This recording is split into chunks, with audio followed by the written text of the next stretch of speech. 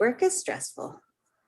Are you ready to do this podcast now? God, Yes. you didn't do the homework again for your Teenage Mutant Ninja Turtle comic. Sorry. Anyways, God. Come on. Sorry. I have another strike. I have to go to the bathroom. I'm not prepared. All right, show. Hey Vince, check this out. What's up? What the hell? Oh, damn, dude. Come on now. You have been apprehended by the Time Variance Authority, motherfucker. Forget this. I really need to go to the bathroom. That is not your path. Check this out. I'm gonna do it again.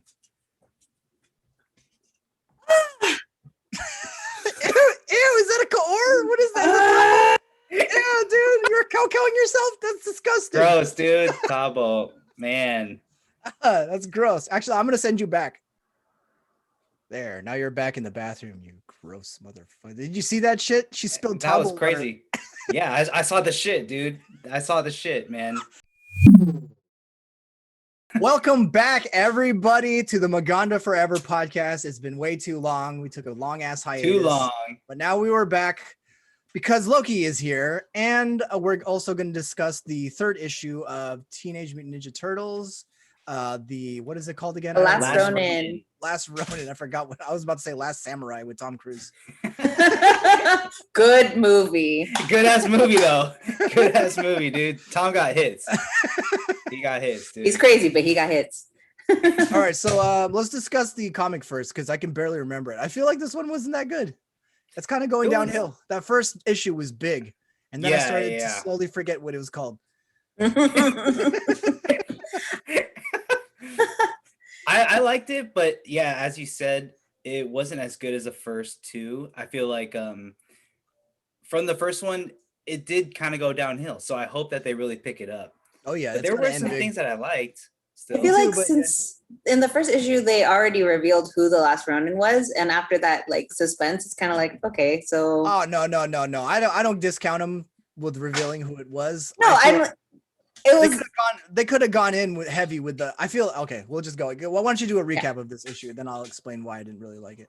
Okay, I just one last note. I feel like it's not a disappointment who the turtle ended up being. I just feel like there's not as much suspense or like reveals after that happened. Like and I'm trying to say that the suspense could have been in explaining how each turtle died. Yeah. But more and more, it's kind of gotten like very anticlimactic how they died.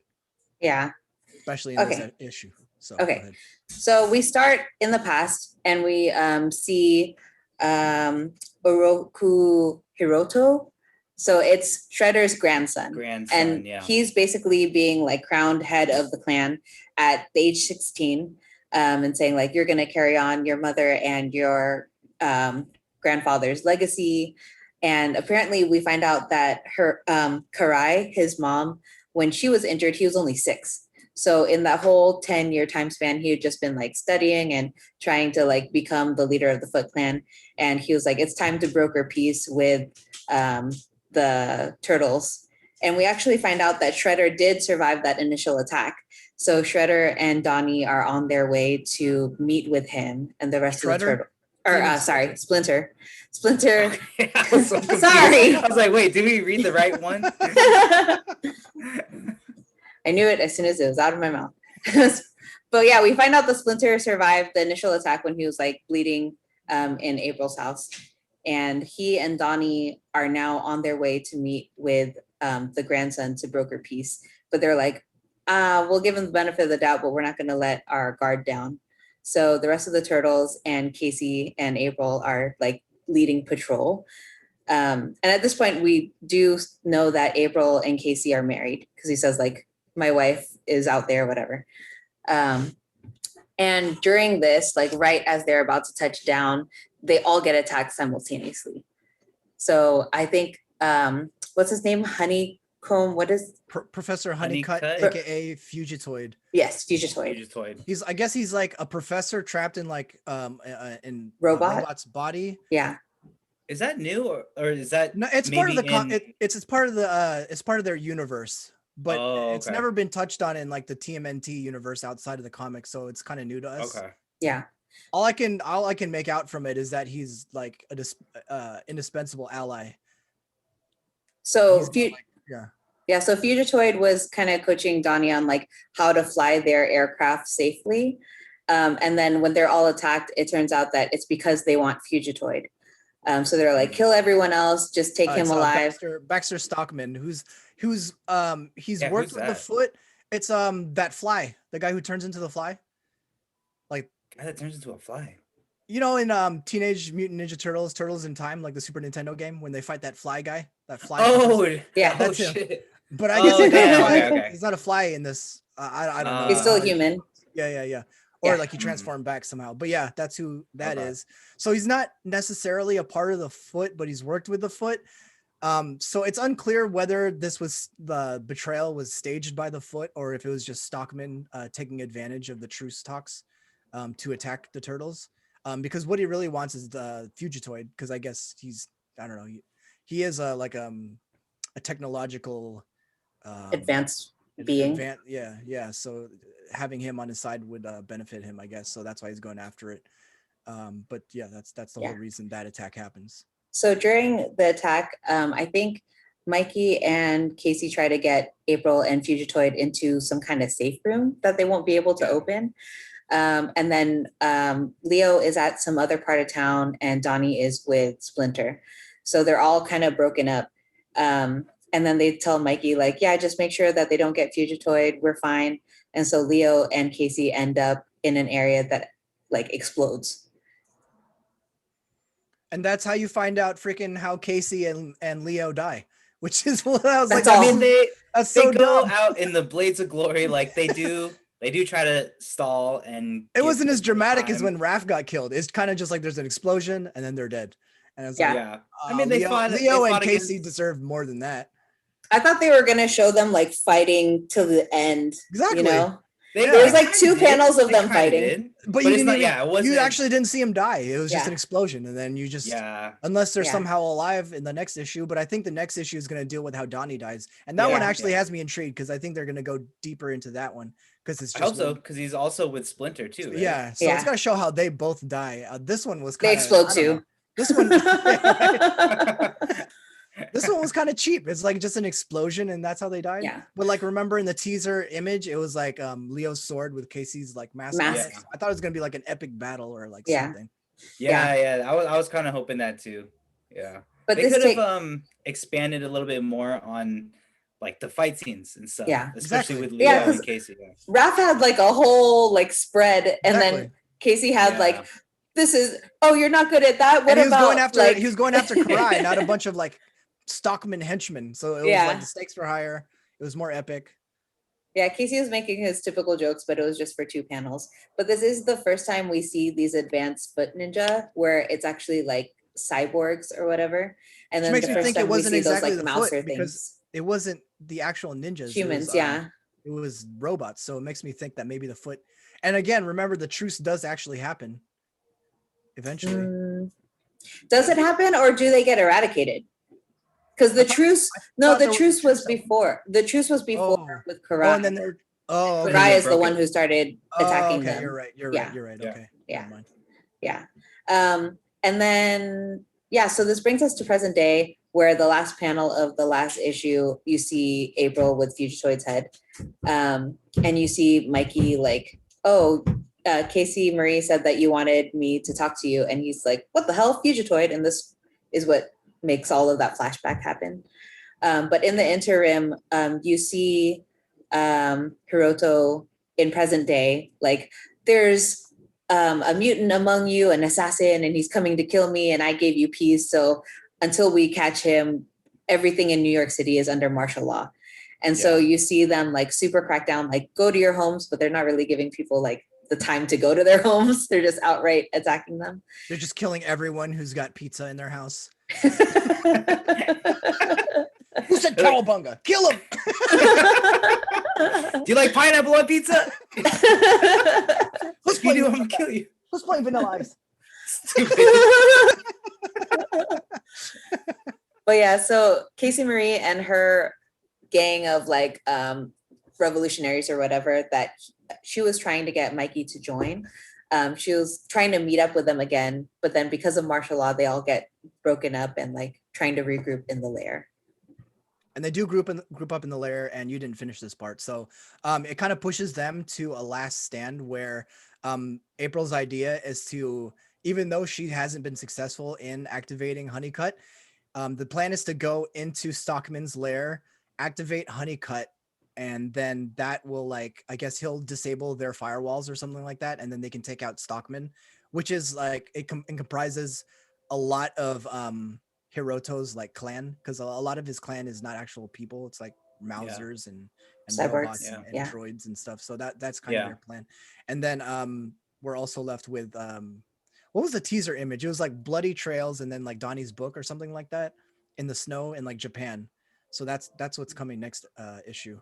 It's going to show how Donnie and Splinter die. Yeah. But I like a lot of that scene, like leading up to that was really cool because it shows that Mikey is still talking to all the turtles. And then they're also trying to basically convince each other to either continue with working with Casey's daughter. Her name's Casey too, right? Casey Marie. Okay. So Mikey's basically saying like, she's just a kid. All the people in her group, they're all just kids. Like they shouldn't belong here.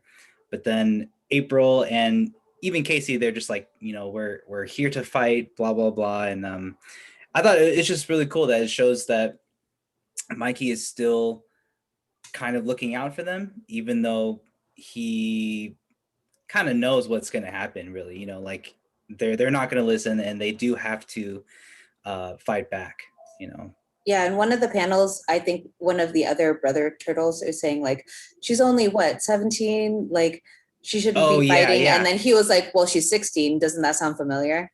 And they're like, well, we were trained for this. And it was like, well, she was trained for this too. So there's a whole back and forth. She wasn't a mutant. She wasn't trained. Yeah. I like those scenes where Mikey's talking to the brothers. Like, I think that's a hella cool aspect.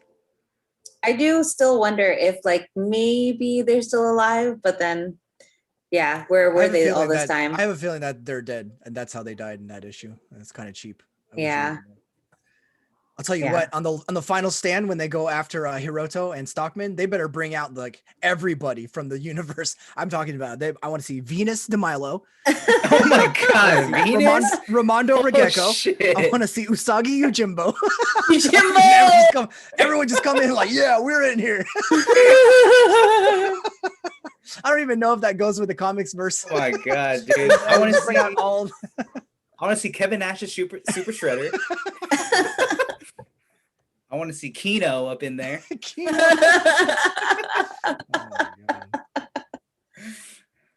God. That pretty much ends that was the last comic. Ronin issue 3. When does the 4th one come out? Let me look it up. Gap. Probably like last time? I feel like another 2 months. Let me see. Issue 4 is August. Jesus. So goddamn. Yeah. It's gonna be a while. You're gonna forget the name again, and I'm gonna forget to finish reading it again. The first Shinobi. What was it, guys? I was writing my notes for this episode, and I was like, I don't think I finished this issue. It's the Last Dance. Donatello's definitely in there. He's next to Rodney. But Michelangelo Jordan, dude.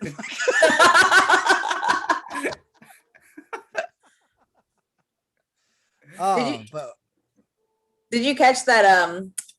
What was it? I think Casey was making a joke, but he called Leo Leonidas. Yes. Oh yeah. I was like, oh geez. All right. Now for Loki. Low-key mystery. Episode 1. Glorious Purpose. You know what's weird is that these shows I'm not expecting or even hyped for are actually the ones that are intriguing me the most when I finally watch it.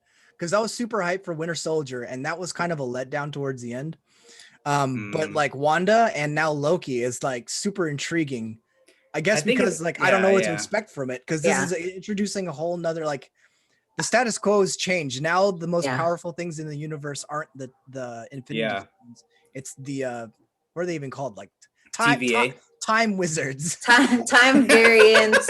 I wrote this down. Time variance authority. I wrote it down. Yeah, no, but what are the three beings called? Timekeepers. Timekeepers, that's what it was. That's one of my questions I was about to ask you guys. That's not from the comics, I don't think. It is. It is, but they're okay. I thought it was a living tribunal. I got some questions. Or is that something else? Yeah. I got some questions, Doc. Yeah.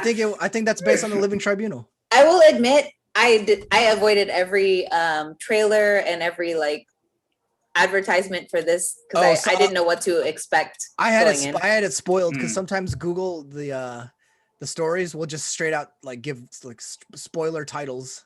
Yeah, I as soon as I see something, I tried, but yeah, it wasn't that big a spoiler. But anyways, you want to get into it? Yeah, so we start off Loki episode 1, Glorious Purpose. We started we started where the first Avengers movie and Endgame intersect.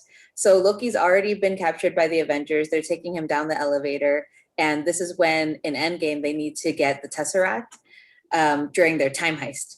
So if you remember in Endgame, like, because like Banner comes through and like smashes I think present day Tony Stark.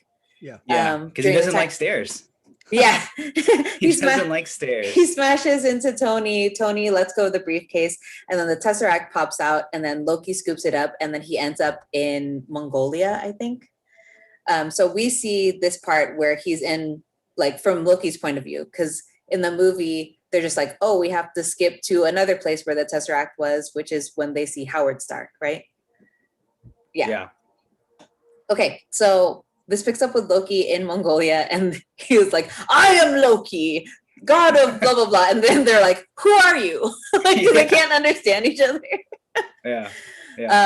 And as soon as like he's going on his rant or whatever, you see like a door open out of nowhere, and then people pop out, and they look like, it kind of reminds me of that one, what was that movie you like, Cleo, where they fight giant bugs?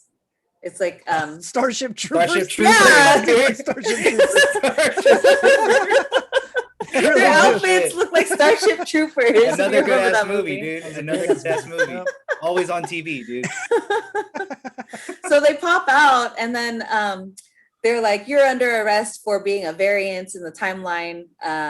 You're not where you're supposed to be. And he's trying to use his powers on them. And before he can, he gets like, he got hit with a slow stick. Dude. Yeah.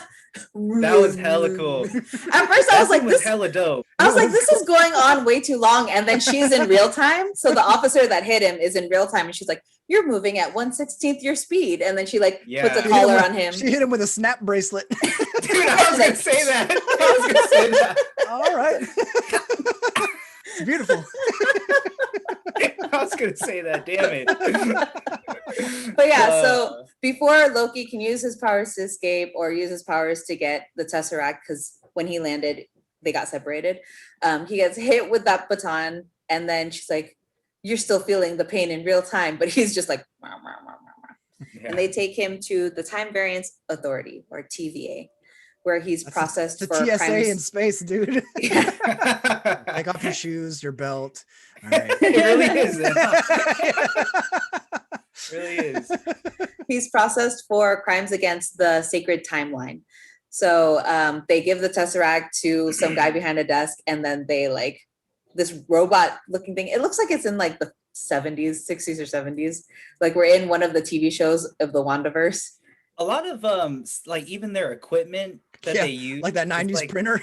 Yeah. And then even we'll get into it, but like the cartoons and stuff, they're they're very old, like 50s or whatever. So Yeah. So Loki is processed through multiple checkpoints, where the first one, they like burn off all of his clothes. The second one, he has to sign all the forms that of any word he had ever said. That was hella funny. What? That was hella funny. It's 1, 2. But yeah, it was like the old school printers where you have to like rip the binding off the side. Yeah, hell, I remember those, dude. And then he falls through the ground, and he's in another one where it's like, do you know if you are like a robot or made of metal or anything like that? He's like, but what if I don't know? He's like, you'll be melted. And they take like a picture of his aura or something. And then the last checkpoint is the waiting in line, correct? That was the last one. I like that dude when he busts in. He's like, "My father's on the board of Goldman Sachs." Hey, did you guys? I'm not taking a ticket. Did you guys notice when he went into that room? Or I guess when he first got into the TVA, there was a scroll. Did you guys? Yeah. What? At the desk, there are like variants, blah blah blah, scroll, blah blah blah. Like we watch it with captions, so we caught it. Yeah. Oh, it was dead. He's just like kind of in the background. He's not like involved in the scene, but he's there. Like you can see. Yeah. So one of the other variants was a scroll. So it's from all different races throughout the timeline. I did not notice that. Yeah, I only caught it because we watch it with subtitles. I thought I would have noticed that nut section, but I didn't.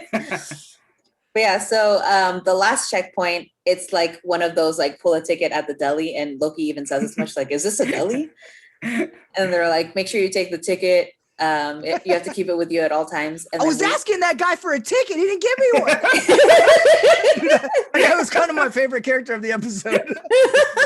Douche. That was hella funny.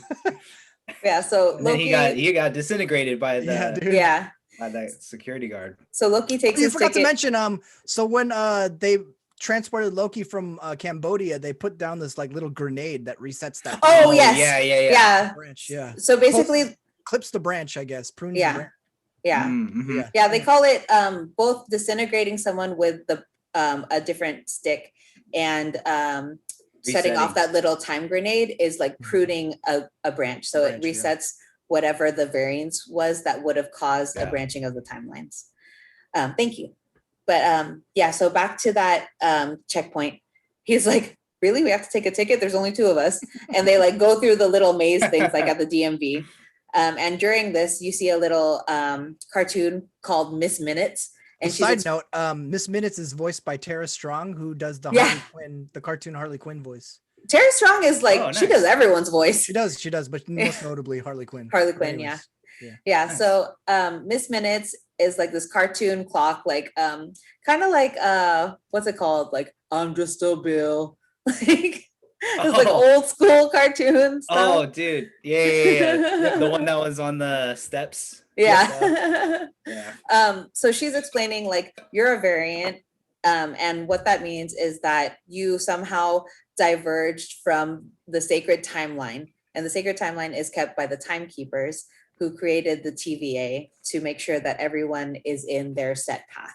So anytime like there's some kind of deviation, like maybe you are late to work, or maybe you like you went left instead of going right. Like if you deviate, then started a revolution or something like that. Yeah. It could be something as big as starting a revolution, or something as small as missing like your bus to work or something. So the TVA comes, they take you from that branch of the timeline, and then they reset it so that it merges back into the sacred timeline. And the reason why the timekeepers did this was because there was like millions of like other timelines that were at war like ages ago. It was like the time, the timeline war or something like that. That's what one of my questions was going to be like. So does that mean that Secret War, since they obviously know all the time, does that mean it already happened and then they're trying to? All they said was that they corrected it, but they didn't say why or how. So they said that like all the timelines that were at war, the timekeepers, I think there were 3 of them in the cartoon, but they like merged all of them. So I feel like they like took all the best parts and like made it into one sacred timeline. Yeah. And this is kind of like what the Sorcerer Supreme was like, explaining. No. Don Cheadle as War Machine. So many memes. So many memes. Yeah. There won't be a next time, baby. But yeah, so what was I gonna say? The 3 so there's a singular timeline. There is no multiverse, but we know that's not going to last very long. Oh, I remember what I was going to say. Yeah. I remember what I was going to say. So this is kind of in Endgame what the Sorcerer Supreme, the previous one, was trying to explain to the Avengers. Like, if you pick these elements, like where they are, you have to put them back where you got them, or else it's going to create branches and branches, and then darkness will spread or something. And basically, she's alluding back to that timeline war that the timekeepers stopped. So they're like, you're going to be put on trial for like making a branch, even if you like didn't know that this existed. I feel like any small deviation, they pick you up and they reset the timeline. Yeah. And then Loki basically calls out that he's like, this is not me, I'm not the time variant or whatever. But then he basically says, the Avengers, they're the ones who messed with time and stuff like that. Which is true. And I thought that was going to be like an offense. Yeah, but apparently it's kind of arbitrary. It's like, no, the Avengers were meant to do that. You were not meant to do that. Yeah, that's what she said. Yeah. It's kind of just like a plot device at this time. Well, so as far as we know, Loki, when he's put on trial by Judge Renslayer, she's like saying like, do you admit, like, are you guilty or not guilty? And then when he brings up the Avengers, she says like, they're not on trial here. What they did was always meant to happen. So the time. But how did Cap living in that timeline not? No, I have a question. I have a question. Yeah, that's part of my question too. We'll get to that later. So working some holes in the theories. So I was wondering, because you know how like in Endgame when they're talking about timelines to begin with, they're like, what happened was always meant to happen and all this stuff. Like this is kind of clarifying that, where Renslayer was like, yeah, but we'll get to that later. That's okay. What you did is not okay. So, and then something I forgot to mention, anytime someone deviates, that's called a nexus event, which we got in a commercial from WandaVision. And we mentioned in a previous and why is Wanda not in offense right now? Well, that's the thing. Yeah, no, that's the thing. We mentioned this in a previous episode. Wanda in the comics is known as a nexus being, where she exists in every timeline. So like she isn't a variant, she's supposed to be in every timeline. So, or that's how they explain it. Loki might be a nexus being, dude. Like he might change it or something like that. Like he might change into a nexus being. That's what I'm trying to say. That'd be crazy. Yeah. But also too, to point out that she's not the judge or whatever, but I forgot what her name was. Did you say it earlier? The judge is Renslayer. They didn't say what the agent's name is. Yeah, that's what I meant. The Renslayer? I think so. That's what I wrote down. Okay. Well, I saw that she has a connection to Kang the Conqueror. Oh, yeah. That's who I thought the bad guy in this episode was, but they... Yeah. So in the comics, apparently they fall in love or something like that, or they get married and stuff like that. But we know that Kang is also has been casted for the bad guy in Ant-Man. So that's part of maybe a connection. And then when Loki is walking to that courtroom, one of the pictures in the background, it kind of looks like Kang's face. Someone online pointed it out. So that was just like one maybe Easter possible egg, I guess. Connection. Yeah.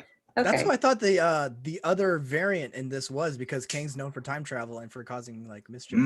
Yeah. But they said it's Loki. I wonder if they're guessing it's Loki or they know for sure that it's Loki. So we'll get to that. So during Loki's trial, we actually see Agent Mobius, who is played by played by Kung Pao Chicken.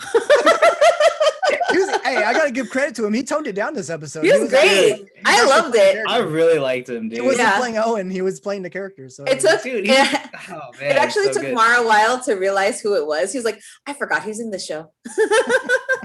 Dude, I got some Wedding Crasher vibes. Like when he was talking to the judge girl, Renslayer. Oh yeah, that part was yeah. I'm always looking up to you. I like it. That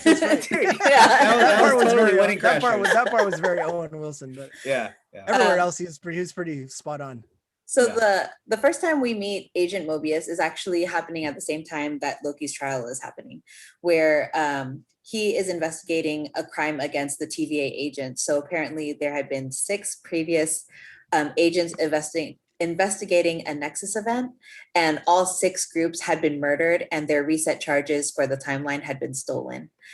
So he's currently in France, and then he sees like a little girl and tries to figure out like who did what happened, and she doesn't know, but she does have like bubble gum that's out of it was a boy. I thought it was it a boy? I thought it was a girl. It was a child. It's a French child. But the anomaly that they were detecting was that little bubble gum that they gave her, or him, whoever the child is. But also, when Owen Wilson asks like who did this, she points to the porcelain. Is it porcelain? It's Whatever, like a devil. Yeah. And it's fucking Mephisto. Yeah. Was that Mephisto? It looks like no, it just looks like it looks like a devil. It looks like a devil, but then that could just be Loki's his horns. You're right. Yeah. Yeah. But the whole Mephisto thing, dude, it's still going. But a new agent comes while they're investigating the scene, and all we know is like, oh yeah, it's consistent with stab wounds or like daggers or whatever. So the agent comes in, hands him Loki's file, and it says apprehended. So he steps in at Loki's trial to basically say like, he can help me with the thing I'm investigating. And Renslayer's like, this is on your head if it goes south. This is a bad idea. So he takes Loki to another room and starts to interview him. Like, do you enjoy hurting people? Who are you? And like, just trying to like get to know him. And we find out during that interview, like time moves differently. Like the collar that he's wearing makes it so that Owen Wilson can like control like where he moves so that he can't really do anything. And like magic doesn't really work in the TVA. Yeah. That's also one thing to point out. Magic doesn't work. The cosmic cube. None of the infinity stones that we see in that little desk drawer. Which we'll get to. Yeah. Damn. Yeah. And then Loki tried to use his magic. He's like, I am guilty. During the trial. Super goofy. Yeah. I don't know if you guys caught this, but when they were walking by that courtroom, Jet Li was in another courtroom, and it's like Gabriel Law.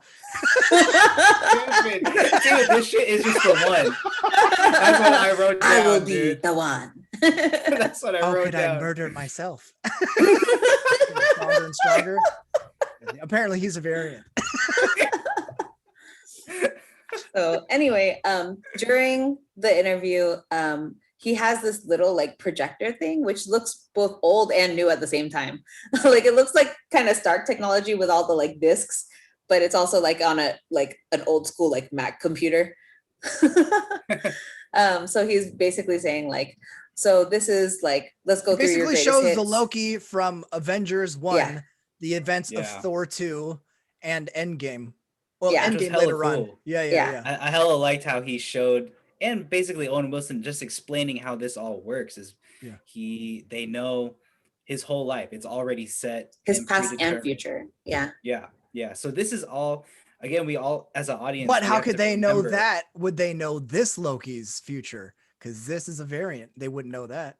Oh, damn. So they don't know everything. Yeah. True. So for the original Sacred Timeline Loki, like I knew they were going to bring up his mom because that's his turning point in the Thor movies where he kind of starts to work with Thor. He sees his mom die, and Owen Wilson even like explains like, this is your set path. Like you were created to make people reach their highest self, but you are bred for like death and destruction. And he goes into he said that it was your fault that she died. Yeah. Which it was. Because he was supposed to lead them to Thor. And this is all new to him, even though it's we all seen it, but this is all new to him because he's not the version that we saw in Endgame. He's the 2012 one. So he's seeing all this stuff eventually happen to him. So he's all shocked and everything. So this is all crazy for him to process and stuff like that. So after he sees his mom pass away, and the agent that apprehended him interrupts their interview, and he's somehow able to escape by stealing the time rewinder so that he's able to like run around the TVA. And like you said, he runs into the agent that was processing the Tesseract, and then he opens like a drawer and it's a bunch of Infinity Stones. They're like, we just use them as paperweights. And he was like, so these don't even work here? Like the TVA is a higher being and that's kind of when Loki gives up the Tesseract and like he looks at the TVA, and that's kind of his next pursuit. You can kind of see that he wants to control the TVA. Oh, you think so? Yeah. He's like, is this the greatest power in the universe? Okay. Yeah. I remember that, but I didn't really make that connection. But so it sounds like he's gonna find a way to control that, and then that's gonna lead to the variant that's killing people in time.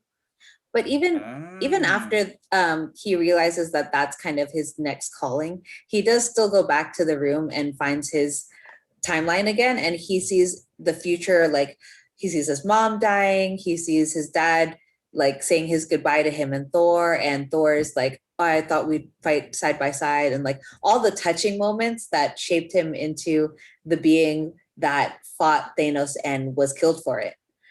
And then that's when Agent Mobius, Owen Wilson, catches back up to him. It's when the film stops. Yeah. That's the end of his thing. And that's kind of when he realizes, like, I should, like, this isn't sustainable. I'm about to, like, if I stay on this path, I'm going to end up dying, like, before I ascend to God King. One thing I really liked about basically that whole scene was I've never seen him in other stuff other than Marvel things. So I felt like this really made him stand out, like his acting chops, like the scene where it's just they were always there. Just like in WandaVision and Falcon, like kind of the close-up scenes of the actors like crying and reliving all this stuff, and it really showed his acting chops to me. And so I was really surprised, and I thought he did a hella good job. Yeah, his the moment when Agent Mobius catches up to him, they basically rehashed their original interview where he was like, do I enjoy hurting people? No, I don't, but it's part of the illusion. So basically his whole speech in Avengers 1, he was talking about himself, not about humans. Where illusion of the weak to inspire fear and then try to control or something like that. Yeah.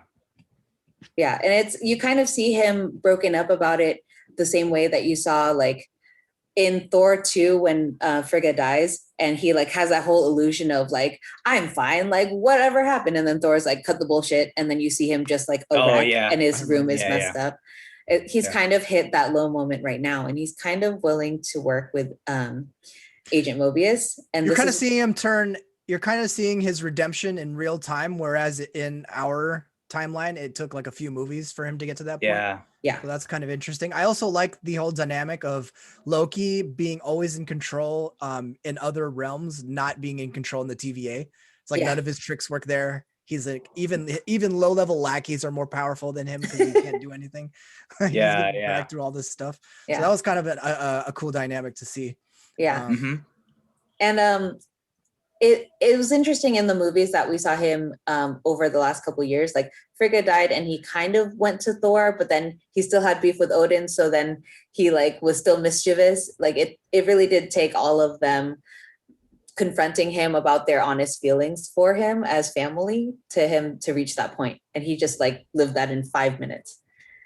One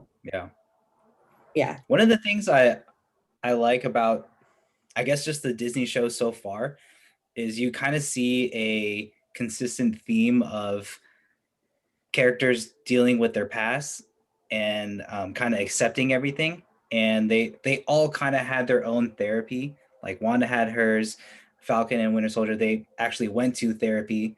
And then this is kind of resembling that. It's character driven. Yeah. Like I hella like the way that they're portraying that so far in all these shows. It's good balance too, at least so far with pacing. Like we saw in Cap where it was like good pacing up until like the penultimate, and then it was kind of weird, but the story was still there. Wanda kept the heat. Wanda Wanda had a good trajectory. This one, I was like, did we really need to see that he was DB Cooper? Like, that was so dumb. That part was kind of weird. I didn't understand. Weird. What was that from? DB Cooper is a real life guy. Basically, he hijacked a plane and then he forced them to give him a bunch of money, and then he like had a parachute, but then he disappeared and some of the money was found in the ocean. It's covered in like a bunch of different mystery dramas. Like was that covered in that Leonardo DiCaprio and Tom Hanks movie? I think so. Yeah. Catch Me If You Can. I think they reference him. If You Can. Okay. Yeah, I think they referenced DB there. It's been in like Criminal Minds. It's been in like all mainstream. They all have some episode about DB Cooper. Yeah, that part definitely could have been cut out. Yeah, that was kind of weird. But I guess it harkens back to like, I lost a bet with Thor. We're just dumb kids, you know? Yeah. So, but yeah, what else did I have written down? I guess we can get to the questions we had. I'm not fully convinced that the bad variant is Loki because they never showed his face. I guess they're waiting to show what Loki that was one of my theories. That was the last thing. That was the last thing I forgot to cover. So Loki is willing to work with Agent Mobius, and you find out that the person who's been killing now 7 teams, because at the end of the episode you see another team get attacked. He said, like, the person we're hunting is you, so that's why we think you could be useful. And they've been stealing the reset like grenade things. So my thought is the one, dude. One of them's gonna have overalls, and then the other one's gonna have it around his neck as they're fighting in this facility, dude. Stupid. They're gonna all be fighting at like one platform or whatever. Well, we kind of find out. I'm nobody's bitch.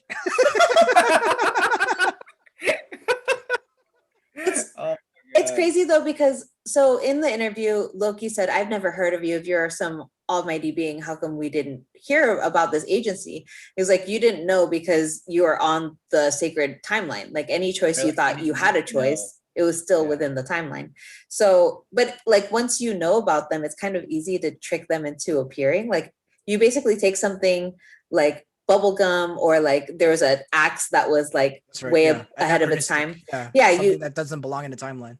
Yeah, so you just take, it doesn't even have to be a person, it just has to be an item. You drop it in the timeline somewhere, and then the agents show up. So that's how he's been, whoever it is, they said it's Loki, but we just see some hooded figure. But that's how they basically trick the agents, kill them, and take their reset charges. My theory is that, I mean, like, if Loki really wants to save his mom or save specific people, or like rise or something, he can take them out as a variant, reset the timeline, and then the TVA doesn't know that there was a branch out of place. True. What we know for sure is that there's going to be a multiverse. So it's looking like whoever this bad variant is, if it actually is Loki, that's probably what's going to lead to the multiverse of madness, and then the Spider-Verse, and then whatever follows after that. But yeah, so there's definitely going to be some game-changing events in this series, which I didn't fully, because I didn't know what this was going to be about. I just know that it was going to be about Loki, but I didn't know it was going to be about the multiverse. So that's kind of halfway through. Oh, sorry. Go ahead. I think with the hunting of Lokis and all that stuff, in the comics, there's a whole bunch of different Lokis too. Apparently, I don't know that much about Loki in the comics, but there's like a lady Loki. Yeah. There's like a Loki where he's a kid. There's a Loki where it's like a hella old ass Loki.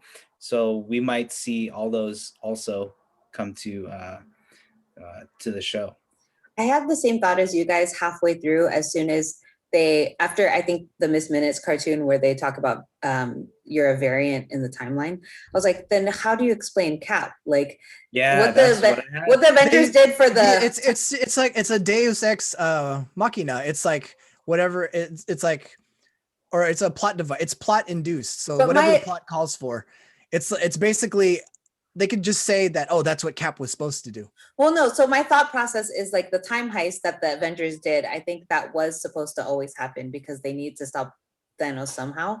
But I'm wondering, because like, you know how Owen Wilson is like super aged. He's like, oh, time works differently here. Do you think that Cap became an agent? Like he made a deal and he's also working for them, or he's just like captured somewhere?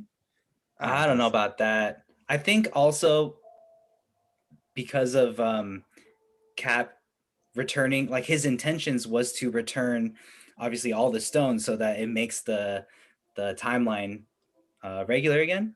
So I think maybe he's not considered a variant because of his intention. Loki, he became a time variant because he had no intention of bringing it back. His intention was just to continue just out. So I think that's what they're going with. I see. That's what I understood. If we do go with the whole like Loki's chasing his alternate self, like it's an evil Loki, they're kind of making him to be kind of like Baron Zemo. Like he gave the child candy like to lure the people, and he didn't like actually kill who doesn't need to be killed. Like he's only targeting the agents. So that's kind of reminded me of him. Yeah. I don't know. I don't know. I really was thinking Kang the Conqueror, but I don't think they're going to jump to that right away. Not so soon. I don't know. I didn't even know he was announced as a villain in Ant-Man. I didn't even know there was going to be another Ant-Man. So. Yeah. They're currently filming Ant-Man right now. Dope. I don't know if you guys caught it, but when there was a little dialogue that Owen Wilson had with Loki, where he basically said like, "Oh, is this a nightmare?" and then he's like, no, that's a different department. Yeah. I don't know if that has to do with Wanda. I think it was just banter. I think it was just banter. I think so. Because he was like, I'll help you burn down that department myself. Yeah. Yeah. Okay. He's like, so you don't. Yeah, it was one of the times. Sorry. Sorry. It's one of the times where Loki was talking about like, I'll burn you to the ground. You don't know who I am. Like, how dare you? Blah, blah, blah. Oh, and he was like, you can start at my desk. You can burn our department down, and then I'll help you burn down the Nightbird department. Okay. I just was thinking because the whole Mephisto thing, and then can't let it go. Can't let it go. I know, dude. Because I want to be right about something. Mephisto was a time variant. Mephisto's never coming to the universe. And then, so talking about the devil and everything, Owen Wilson also said, I mean, this might have been a joke, but he was like, oh yeah, even the devil's afraid of us. We'll talk about that later, or something like that. I don't know if you remember that. It's interesting. So like, is that a throwaway line? I don't know. It may be, but you know, Marvel is known for making lore out of throwaway lines. Yeah. So you never know. Everything has a purpose. The sacred timeline. Do you guys think so all the magic, one thing that I thought was kind of weird, but I guess it would look weird too. So if all the magic doesn't work in the TVA, how come Loki wasn't blue? Oh, because you know he's because he uses magic to No, I don't. He's not half, he's full. Oh yeah, that's right. I don't think that's an illusion though. I think he turns blue when he touches like that frost. Really? Maybe his magic is just so accustomed to that illusion that it's just part of him. Yeah, like was it like a Asgardian magic to make him look like that, like his appearance or something? That's a good question. I don't know. Yeah, that is a good question. Yeah, because he's frost giant. Yeah. It was interesting, all of the stuff for processing for variants. Like it looks super old timey, like super old school, like drab carpets and lighting and everything, and then you look out the window and it's like Star Wars. They definitely. I think it was a purpose, like juxtaposition, blending futuristic with old timey, and I think that's just the aesthetic they're going for. I don't think it was anything significant. Oh, okay. Yeah, it's quaint. And yeah, the so going back to the timekeepers, are they stronger than the Living Tribunal, or are they stronger than the Eternals? Are they stronger than like? I mean, there's no way to. If they control time and reality, like if they're stronger than the Infinity Stones, it stands to reason they're the most. There's the strongest entity in the universe. Yeah. So. And then like who created them and all that stuff? Like, I know in the comics, it's something like it was created by. Who was it? It was created by someone, maybe one of the gods, like one of the upper, maybe part of the Living Tribunal. I don't know. But then there ended up being only one of the timekeepers left. But so he like created the TVA so that they can keep existing or something like that. It was something weird. I was kind of confused on it, but I don't know if that's going to happen in the comics. I don't know that much. Or in the show. I don't know that much about it. The judge does say like the timekeepers dictate what the sacred timeline is, and they tell us like from their proclamation we proclaim what the timeline is. Like it's a lot of layers, but it could be like Wizard of Oz, like you said, it ends up just being one timekeeper. It's not the three. So there might be no. Or maybe balance. there are no timekeepers. Yeah. Maybe it's someone else. The man behind the curtain. Oh, that'd be kind of cool. Yeah, could be very Ozian. Yeah, that'd be interesting. Do you think if you remember, like kind of in the beginning, there's a cat? Do you think that's the same cat? Mephisto. It's Mephisto. Yeah, you're right. Mephisto. Do you think that's the same cat that scratched Nick Fury or something? I don't know. It was just kind of random seeing a cat. I don't even remember a cat. Where was that? What part was that?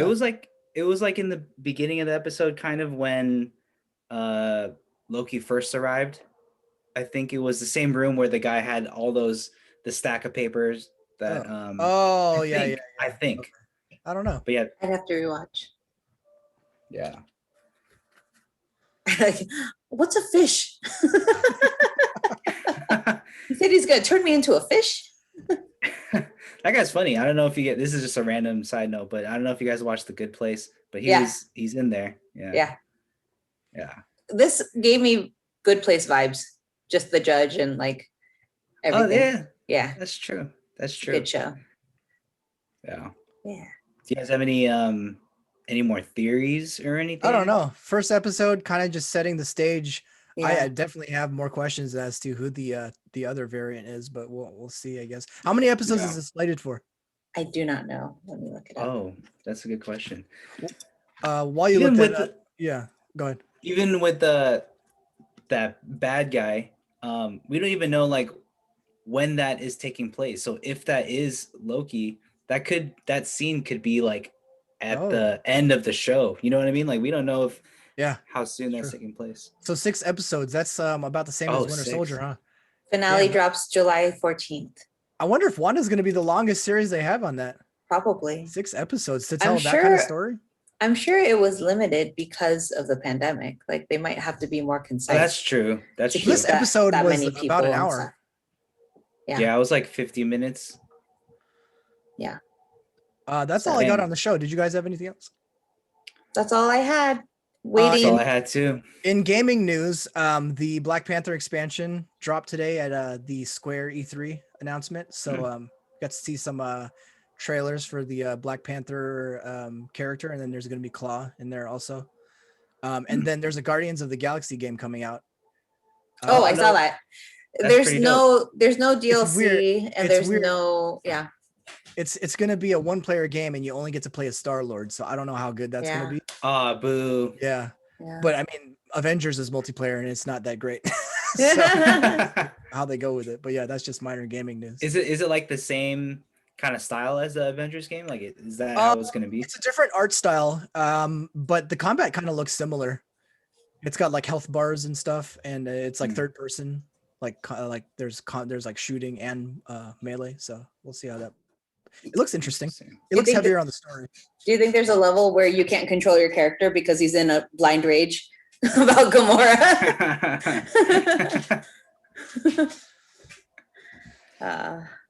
All right. We don't have to leave. Go ahead. Who do you want to see in this, even though we probably won't see any Avengers ties? It's too early to tell. Oh, I would like to see Cap, like if he is a variant or something like that, or like some type of scene where they even talk about him or like reference what he did, and like maybe they can show if they can show him putting back the stones in cool. If they're just watching him and then they put down they're like ready to reset. I don't know, he put it back. That's how you I want to see Luke Wilson. I haven't seen that guy in a while. The other Wilson. Wow. Vince Vaughn's going to be. Well, in Falcon, they said that Cap is gone. They never said he was dead, so he could doing moon stuff. He could have been captured as a variant. He's doing moon stuff. It would be cool to see Wanda too, because she's hella powerful. I think we won't see her until Doctor Strange. Yeah. What if we see Strange in the Ancient One? Because they are tied to time. So. Oh, that's true. I would want to see the Ancient One. I don't think we'll get Strange. Okay, that's it for Maganda Forever podcast. I'm your co-host, Monica. I'm Matt. And I'm Vince. And we won't disappear again for many months.